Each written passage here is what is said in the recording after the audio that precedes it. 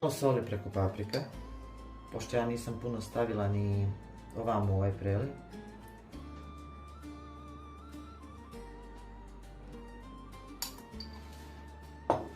I sada ide preliv.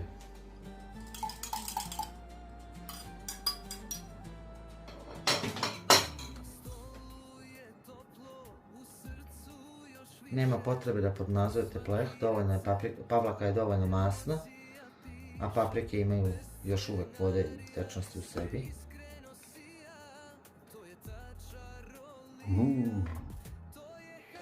To izgleda zanimljivo, jesam ja jeo to već? Mislim da nisi.